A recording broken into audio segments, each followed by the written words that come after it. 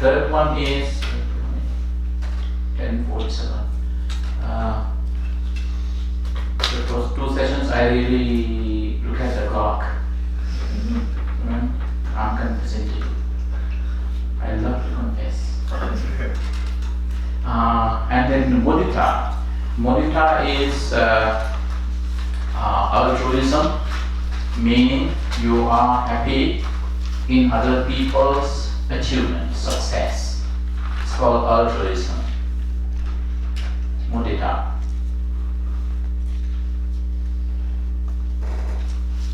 So I didn't mention the Pali, the opposite Pali for apathy. There are few words, and then there are few words that Buddha has used to explain the opposite of karuna, compassion.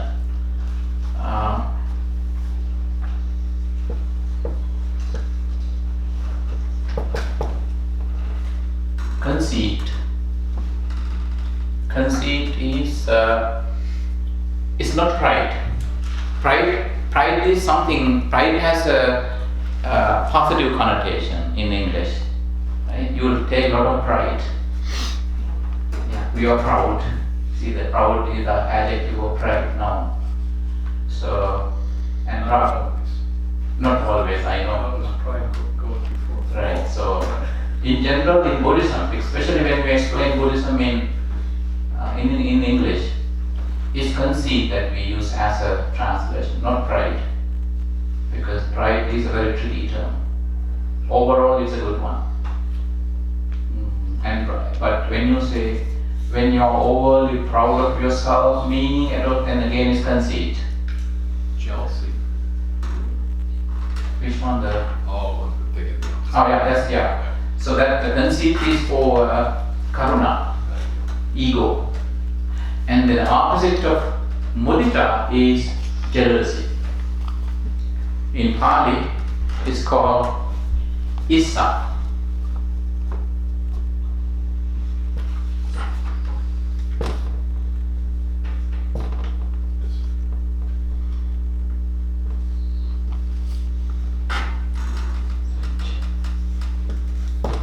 In Sanskrit, it's irsha. Issa is jealousy. So jealousy is the opposite of altruism. When you are jealous, you don't want others to achieve. You are not happy with other people's achievement, success. And at the same time, whenever I come across people, jealous people, some people get ill because of their jealousy. Even some neurological problems due to jealousy. Sometimes in interpersonal dialogues, I ask one question: what if others are jealous of you? Do you like that? No, I never want others to be jealous of me. Then why you are jealous of others? Sorry, okay, I got it. That would be a response. Yeah. Is it I-R-S-H-Y-A? I-R-S-H-Y-A. It's a Sanskrit word. Issa is Pali. One reason why I am also giving you Pali words, probably I get too bored. It's boring, but because sooner or later you may come up with these terms and they will be helpful to you in your next term, next semester, and also for your general knowledge in Pali. Issa. So irsha, that is jealousy. Jealousy is the opposite of mudita. Mudita again means that you are happy with other people, even if, for example, one example is you and your colleague apply for the same promotion, job promotion, right? Probably you are even more qualified. At times, it happens anywhere in companies, and that's called nepotism. Nepotism is very common anywhere, and so at times, even though only legal is that internal mail sometimes, right? That's yellow envelope something when you apply within the company, right? When outsiders applies white envelope, when you apply yellow envelope something, right? Always they distinguish between anyway, because you are qualified, because one of family members are already employed in that company. Right? But that's not nepotism. But and Buddha said, if there's one negative tendency that the people would get the easiest, it is jealousy.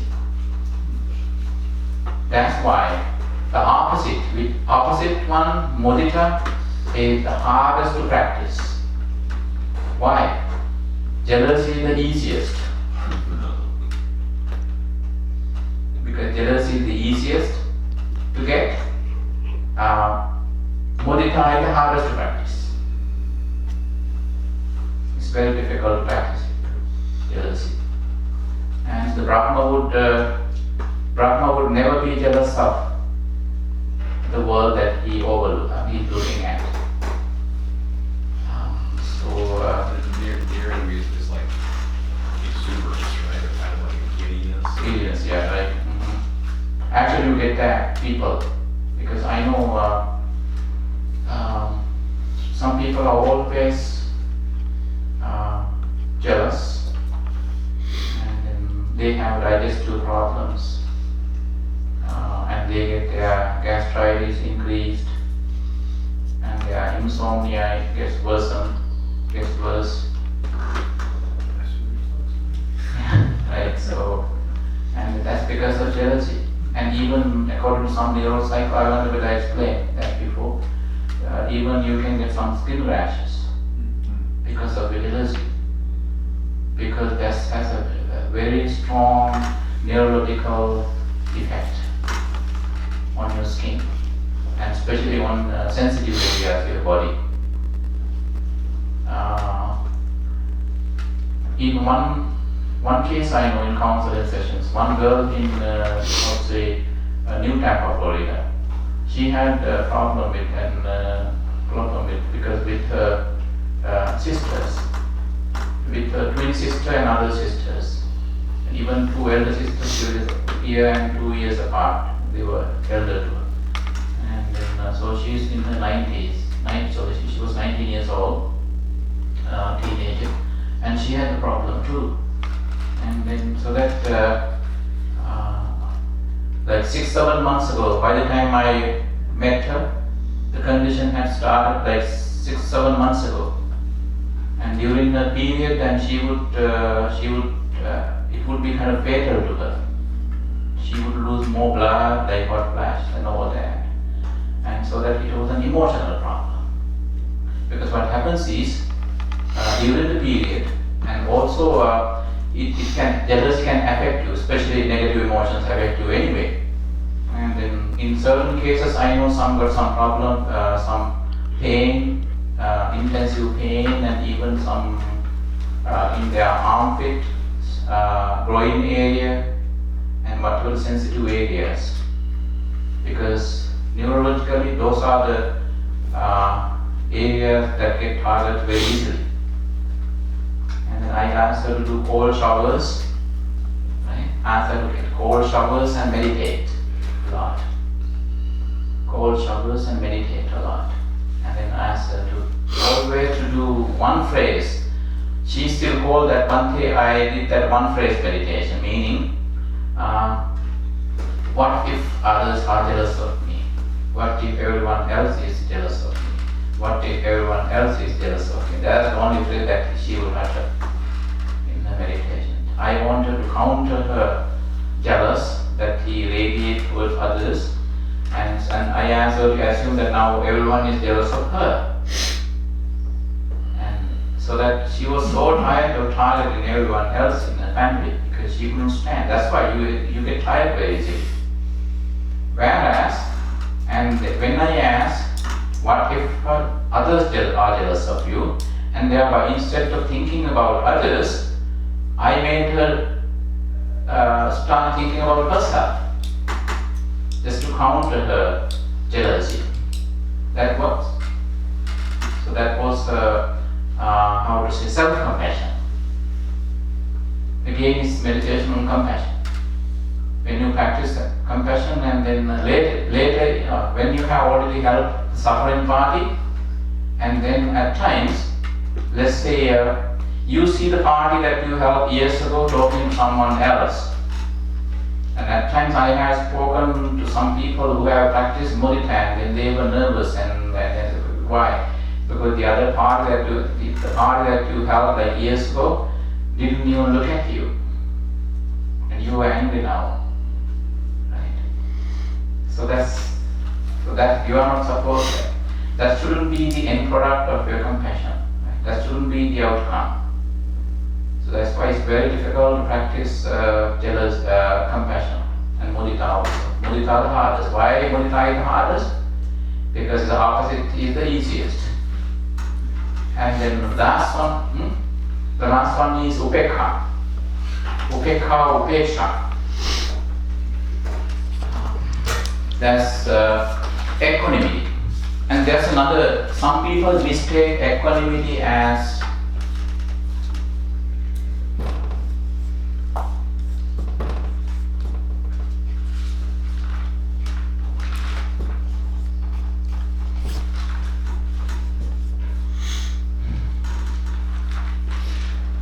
when I write D, I always write C and L, you need to bridge. So, indifference.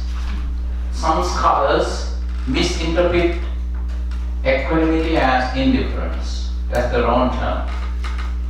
Indifference. Equanimity and indifference. So, that is upekha. It comes from the root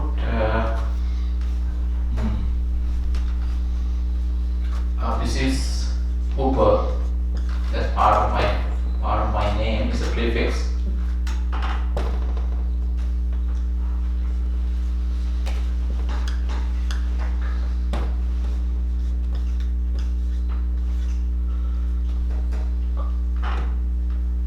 Upa is standing by, close to, in association with.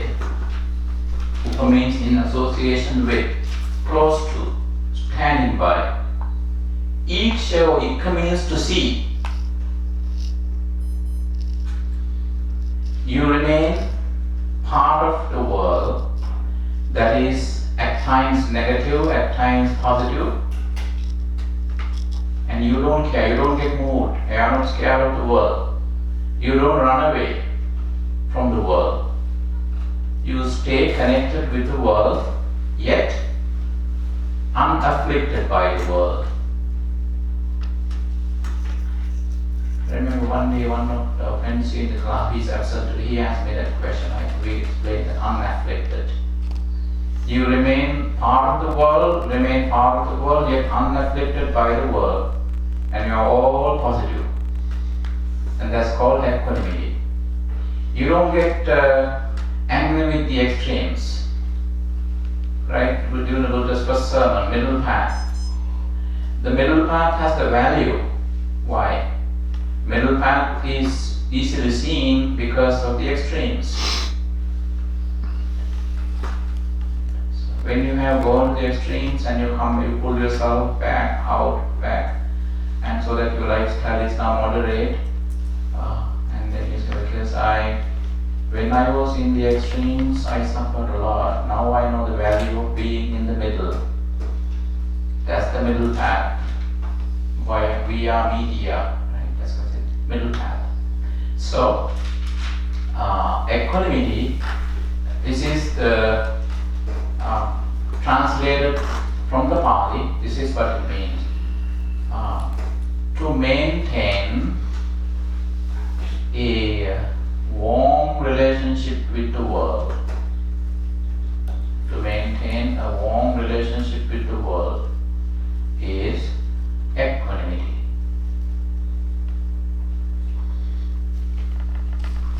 You should be able to smile even with your enemies. I do that when I have mindfulness training for office workers. And sometimes office people, they invite me. Because usually co-workers, each and every co-worker in the place, if there are 20, each and everyone would believe that everyone else is spying on them, for the boss, for their boss. At times you don't even, when someone becomes too you are suspicious. Why so close to me? Probably she Trying to get some. trying to get some. But that is not equanimity. Equanimity is that you should be able to smile, talk, speak even with your opponents, enemies. But actually, when you do that, that's the way you tame them. If you run away from them, you hear that one of your opponents are coming to the gathering or the party in your office, annual 31st night, whatever, New Year, Christmas, and then so that you don't feel like going, but this time your enemy is organizing the party. And so you come up with a bunch of excuses to not go. Right? At times you prepare too much, thereby you get your enemy educated more than they wanted to get educated. I mean, and so that okay, you are not going because you don't like you hate to be around because you are passive. You don't go. But if you go, still go and shake your hands and say, okay, thank you for inviting me. I wouldn't stay that much, and then you don't have to say. And it's a different story that you are very tactful. Probably you wouldn't stay there long, but it's always good to show up. I always recommend show up. It's better. It is better than you come up with a bunch of excuses. Why thereby you downgrade yourself. Is that almost being passive aggressive by not going? You're letting them. Exactly. Yeah. That's passive aggressive. But not going. If you go, at least you are passive. You are passive, but not at least aggressive. And you could still have the passive nature because you may have most people who have that nature struggle with wordings, what to say. Why not say, okay, thank you, hey, I made it, I was busy, so thank you so much for inviting me. Maybe I'm going to be a bit like maybe 10 to 20 minutes, I have to go somewhere else, thank you. But you can't even come up with those simple wordings. Why? Because you are so much into, you are so nervous. So you try so much to prove that you are otherwise. The more you try, thereby that's why all this in criminology. The police always say, criminologists say that always. The more a criminal tries to block the trail, and thereby you open clear trail for the police, the criminal, so that to come after you, go and locate the criminal. For example, you kill someone and you clean the entire house and it smells so good, and that's when the police say, okay, actually he committed the crime. Well, it's lovely. There was blood. That's why he didn't want to leave any trace for us to, so that he cleaned the whole house. It smells so good, so fresh means this is the crime scene. So when it comes to equanimity, but indifference is different. Equanimity once again is to maintain a warm relationship with the world. Indifference is to maintain a cold distance from the world. To maintain a cold distance from the world is indifference. But some scholars mistranslate, misinterpret upeksha as being as indifferent, but actually it's equanimity. In equanimity, you don't run away. You don't become passive. When you are comfortable to the extent that it's their problem that they are angry with me, I shouldn't bother about that. This is my personality.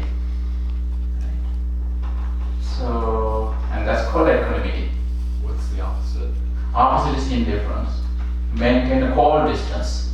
Then what's the what's often mistaken, the near enemy or whatever? What is the near enemy then? The near enemy is so that actually you. I thought indifference was the near enemy, but I don't remember the far enemy though. I know Actually, it is in different steps. In different steps, yeah. Given the situation, based on the situation, you should be able to figure that out. Yeah, given the situation. But overall, it's indifference in general. In general. It's the meaning. That's why Buddha uses the plural definitions. That's one word Buddha use. When you define one mental condition or emotion, whatever, based on the situation, he calls this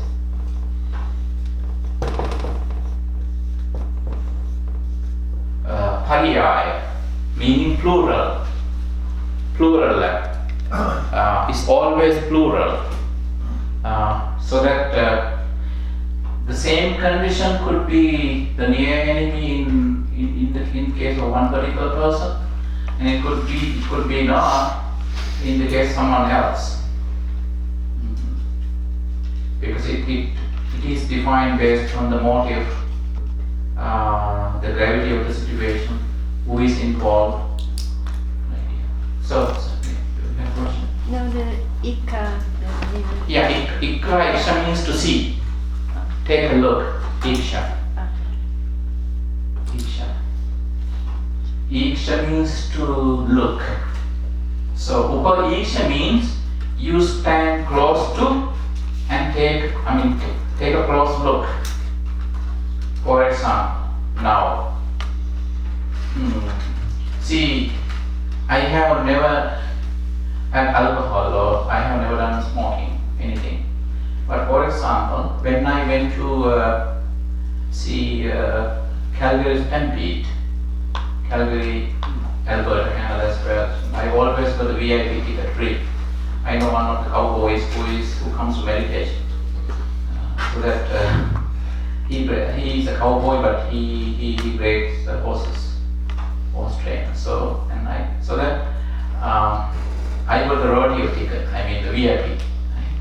And then I went to the VIP seat, in Stanley. So what you have to do is when they pass beer glasses, and even if you don't drink, you have to pass it to everyone else.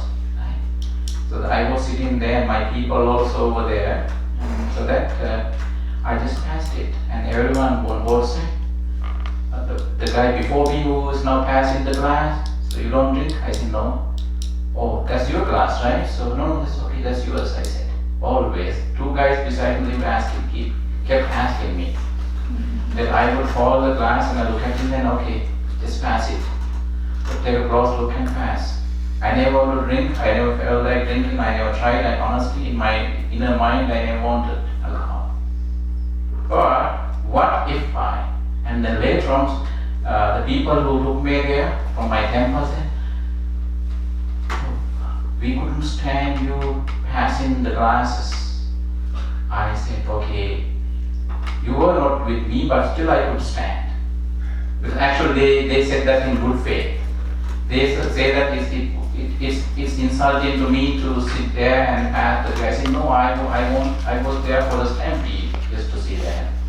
I didn't think about that. Then I said, okay, that was my equanimity at stampede. That's what I'm going to say. But if I felt uncomfortable and left the seat because I refusing to pass the glasses, it wasn't a big deal.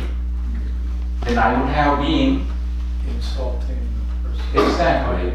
Exactly. See, so very insulting. So that it was nothing to me. I just passed. So then later I told them, okay, I practice equanimity. What if I was indifferent? Then I would try my best to maintain cold distance. Cold means I don't feel warm towards them because I'm cold. Okay, here comes another glass. And at least I always look at the glass when I was passing it.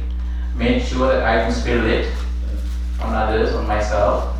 And then those are the small things that I like to test myself and these concepts. Yeah, I think it's a good example. Sometimes people become too attached to certain ideas, so then they cause themselves pain. Right. Things have to be black and white, but not only for you is that a good time to practice, like Right. you said, with the equanimity as well, But internally, even if you touch it, Mm. you decide to make a decision if it has an effect on you. Yeah, exactly, yes. So, yeah, that was good practice. Afterwards, I went 3 more times there. First time 2004, and then 5, and 6, and another one 2010. 4 times. So, they still the same guy who got me the VIP ticket. Said that I should have avoided that. No, I never wanted. Because what matters was that I don't feel uncomfortable. So I purposely went there. I attended the game. Otherwise, why? In case I refuse, then I would suffer. Why? I was in the game of pretense. Then I non-verbally lied to him probably, and I didn't tell the truth. Instead, I felt I went, I did go. That was some economy. So I just share that story because that's the way we practice this in our daily life. Because in the supernatural, when you look at these principles, from a supernatural angle, and you would simply say, okay, Brahman is up there, and he's radiating compassion and all these 4 things to me. Thank you, Brahman. But that's not what they wanted you to do. Practice them yourself. Internalize themselves so that you would be closer to Brahman. Actually, that's one Buddha says, Brahma Sahaviveka, union with the Brahman. Actually, you get closer. And sometimes some Hindus, some people who were opponents who didn't like the Buddha's presentation, later they would come to them and say, I like the way you explain. I practice them, I am more peaceful now, so that he must be happy too now, Brahman. So, and equanimity, so this is also emotional balance, equanimity. Another alternative layman's term is emotional balance.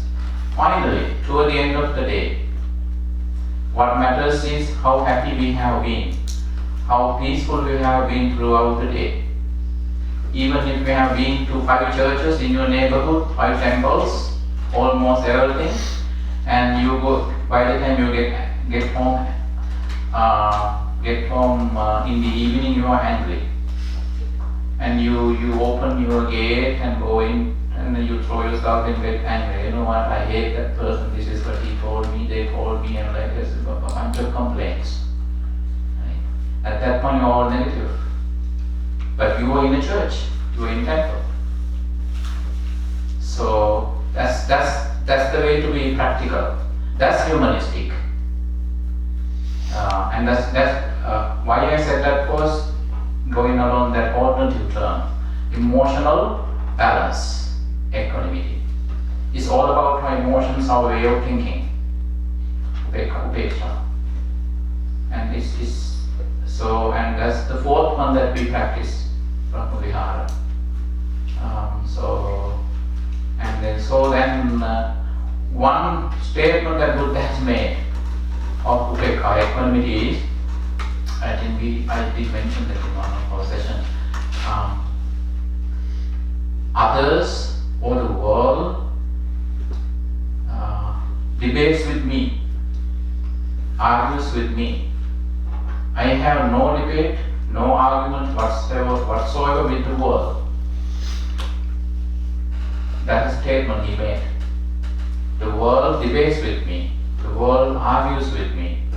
I have no debate, no argument whatsoever with the world, with those who come to debate with me, those who come to argue with me.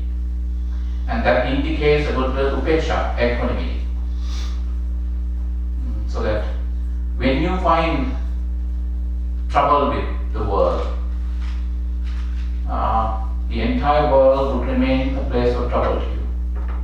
Even if the world is actually troublesome to you, now that you don't get affected, you don't get afflicted with that, and you remain calm, you remain calm, relatively much calm, you are calm amid chaos. is a chaotic place anyway. And most of the time we make friends. At times, most of the friends they expect something from you. So as long as if they have metta only, not romantic love, only unconditional love, that's okay. At times they come to you out of metta, but you have some romantic love, and you made the mistake then. The worst disaster in the relationship is that either party is having metta and the other party gets misinterpret the message, and so that you feel ashamed in a way that there's no other situation that you feel that ashamed. Why? Because someone else has been talking to you in good faith because they are a good friend. So, and then any questions about this now? We have 11:30 we stop, now 11:18. Bhante, where is this described in the canon?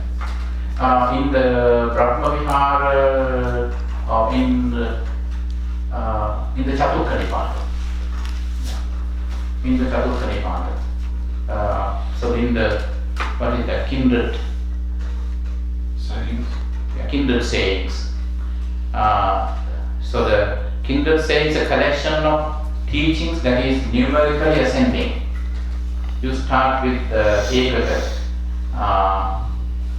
the section on the one thing, two things, three things, four things.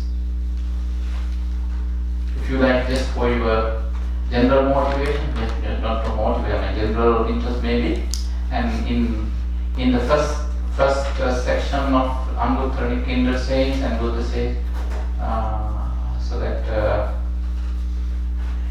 if there is one thing that motivates a man, that is the smell of a woman.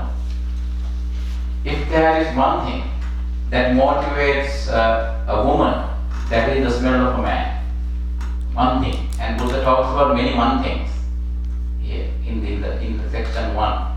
And there are two things. Those four things are in that division of many four things. Anything numerically, so that those teachings are organized, arranged in the way that they are numerically ascending. It's like the book of the tens, the book of the. Is that the? Yeah, that's right. Yeah, for the tens. Yeah, ninth. So and there he explains those indifference. So. But the Metta Sutta is not in that one though, is it? No, Okay. because it's a separate one. I love how these kind of flow into each other and they're self-correcting too. If one gets too much or out of Right. balance, and another one can balance it out. Exactly. For which reason I like terminology classes. So when you pick a few terms and then explain, and you form a whole matrix, but at the same time you never get lost. And then wherever you stay, and you never get lost. Why? Each point directs you to the next point, because they are interconnected, these terms.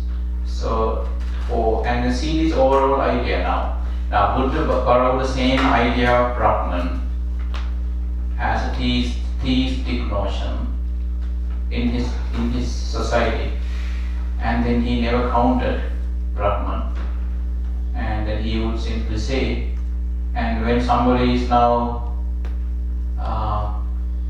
let's say, suppose someone is now asked in the middle of the sermon, somebody would ask Buddha to pause and then ask his question, so that you are talking about Brahman, where is he? Because I pray to him, and the Buddha would simply say, practice these four, and the Brahman would be right there.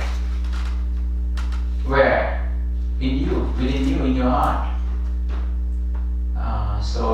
And that would be the kind of answer that Buddha would give. Brahma Vihara. That is called humanizing divinity.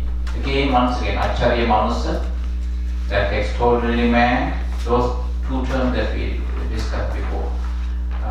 Acharya Manusa, the man extraordinary, and the theopsychic man. And the idea that these are, that's really interesting, is that these are flavors of love, because love in English can seem like a lot of, like I love ice cream. Right. There's so many different versions of love, but these are really specific flavors. Right? Specific flavors, Right. yes. So as long as in metta, there shouldn't be room for you to feel nervous or agitated or anxious. Why you feel anxious, why you get nervous, why you feel agitated is when the other party doesn't look at you like before. So that's not metta then. It's then conditional love. Then you switch to compassion. Yeah. So that's the difference. But when you practice them in different levels, first you practice them towards yourself. Self metta,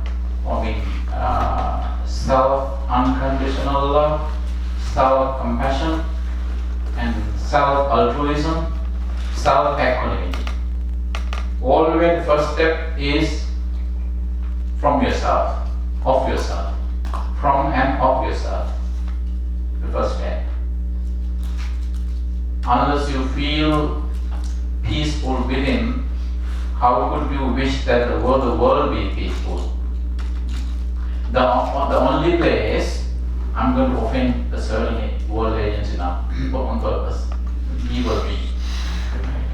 If there's a place that you are not peaceful at all, but you want the whole world to be peaceful, is at UN, United Nations, right? All these world leaders come and they preach compassion and we must help each other.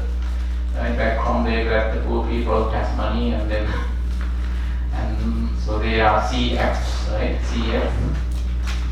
People, I like that term since I came to America.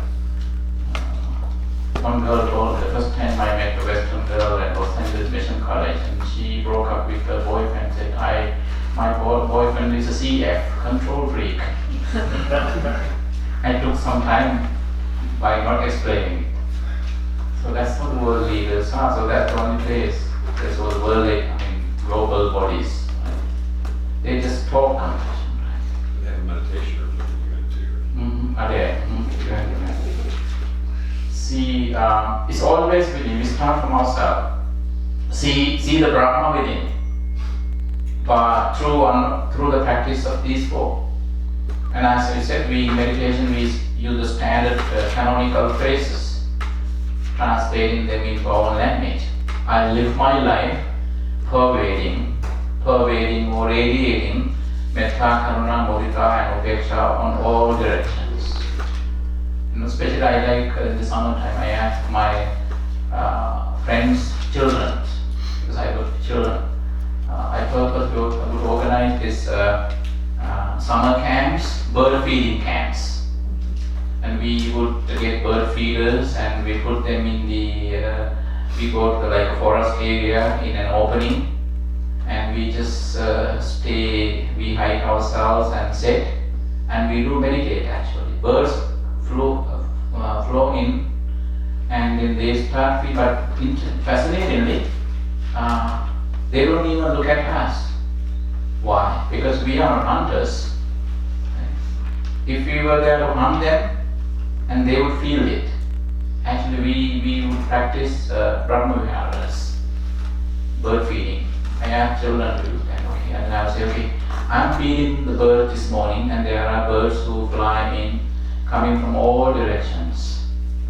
And when I say all directions, and they are supposed to know that you are inviting birds from around the world. They fly in from different directions.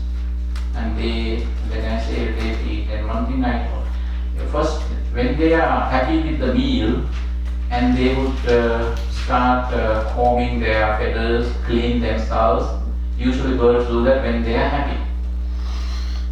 And they know what next, okay, it's time to clean our body. And the hunger is not their problem anymore.